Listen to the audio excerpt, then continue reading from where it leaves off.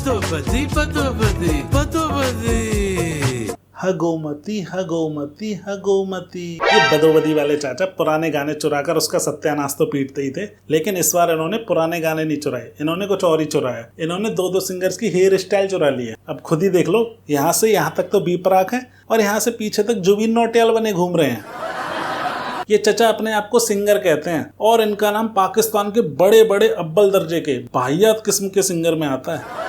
चचा का कहना है कि इनकी फैन फॉलोइंग पूरी दुनिया में है। जो मेरे चाहने वाले पाकिस्तान में हैं, इंडिया में हैं, नेपाल में हैं, बांग्लादेश में हैं और पूरी दुनिया में, पूरे यूके यूरोप में, पूरी दुनिया में लोग इन्हें पसंद करते हैं। और देखो चचा का कहना भी सही है, जब से बदोबदी सॉन्ग आया है तब से इनकी फैन फॉलोइंग दिन और रात बढ़ती जा रही है। और चचा दुनिया के पहले ऐसे सिंगर हैं जिनके फैन उन्हें सुनने के लिए नहीं बल्कि सुनाने के लिए फॉलो कर रहे हैं। इनके बायो में जाकर देखा तब पता चला कि इन्होंने खाली सिंगिंग ही नहीं, इन्होंने एक्टर, डायरेक्टर, म्यूजिशियन, राइटर जैसे प्रोफेशन का भी बेड़ा गर्क करने का सोच रखा है। मेरी पहचान पाकिस्तान। ओ चचा, तुम्हारी पहचान पाकिस्तान नहीं है, तुम्हारे सर का खालिस्तान है। नहीं मतलब चचा का ये खालिस्तान देख के वो क्वेश्चन नहीं याद आ जाता 5वीं 6वीं क्लास में जो एग्जाम में आता था, रिक्त स्थानों की पूर्ति करें। एक और जबरदस्ती गाना आ रहा है, पंजाबी जबरदस्त। ओ आगे से ईडन गार्डन और पीछे से मुगल गार्डन जैसे बाल रखने वाले चचा, तुम्हारे गाने जबरदस्त नहीं जबरदस्ती आते हैं। लोटा लोटा लोटा लोटा बम बम बम। लोटा लोटा लोटा लोटा बम बम बम। लोटा लोटा बम बम बम। लोटा लोटा बम बम बम। कोई काला लोटा, कोई पीला लोटा, बम बम बम। कोई काला लोटा, कोई पीला लोटा, बम बम बम।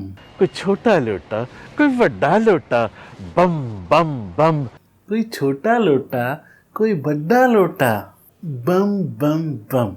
मैं भी लोटा, तू भी लोटा, बम बम बम। मतलब कोहनी मार के नाक तोड़ देनी तेरी।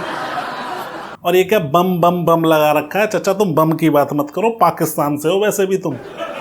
और वैसे भी बम की जरूरत कहाँ है तुम्हें? तुम तो अपना गाना सुनाकर लोगों को वैसे ही मार रहे हो। पाओ पाओ पाओ पाओ पाओ पाओ पाओ पाओ पाओ। चाचा क्या इस उम्र में भौं भौं करने में लगे पड़े हो? जाके घर पे अपने नाती पोतों के साथ खेलो, दोपहर में गली के बुड्ढों के साथ ताश पत्ते खेलो और शाम को दूध की बाल्टी लो, दूध लेके आओ। ये सब काम करने की उम्र है तुम्हारी? क्या इस उम्र में भौं भौं भौं करने में लगे पड़े हो? और पिछले 2 सालों में मैंने 30 ट्रैक रिलीज किए। हाँ बड़े तुम्हारे 33 ट्रैक। ओ तुम्हारे इन 33 ट्रैक के चक्कर में पूरे 3333 लोग रेलवे ट्रैक पे चले गए अपनी जान देने के लिए। ओ चचा अब सुन लो हकीकत, तुम ना इतना बुरा गाते हो कि अगर दुनिया के सारे सिंगर भी कोरोना से मर गए होते ना तो भी तुम दुनिया में सबसे बुरा गाने वाले सिंगर होते। इनका रियल नेम है कासिफ राना और इन्होंने इसे बदलकर बाद में रख दिया चाहत फतेह अली खां। मैं कह रहा हूँ जब तुम्हें इतने वाहियात गाने गाने ही थे तो तुम्हें नाम बदलने की नहीं, जो नाम पहले से था उसे भी छुपाने की जरूरत थी।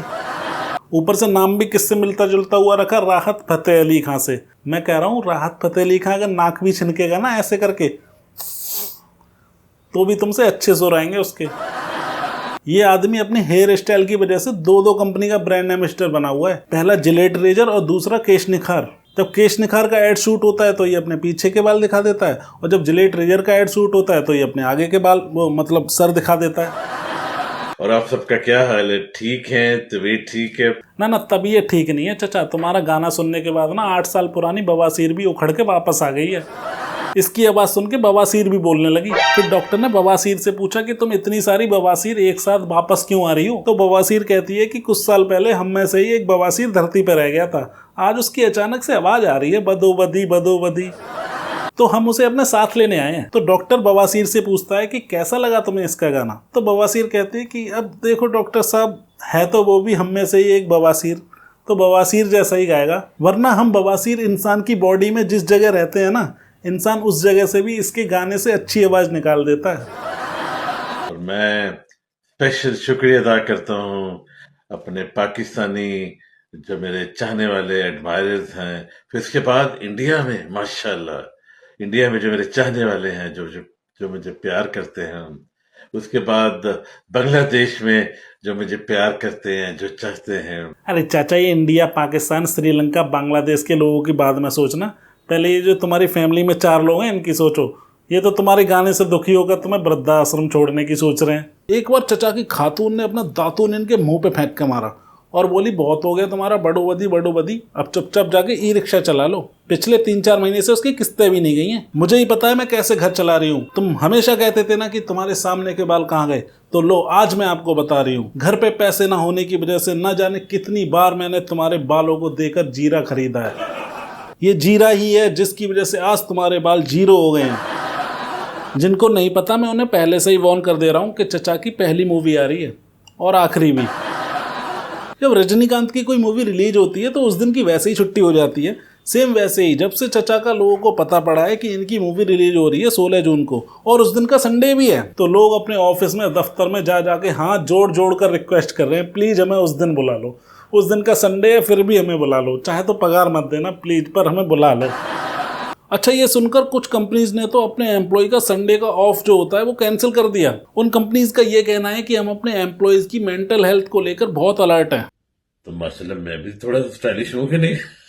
हाँ, स्टाइलिश तो हैं चचा। एक बार इन्हें ध्यान से देखो, ये वो नहीं लगते बाबा उस्मान बंगाली जिनके कार्ड हमारे ऊपर जबरदस्ती ऑटो में या बस में फेंक दिए जाते हैं और जिस पे लिखा होता है गृह क्लेश, मनचाहा प्यार, वसीकरण, सौतन से छुटकारा। ये वही वाले बाबा उस्मान बंगाली हैं।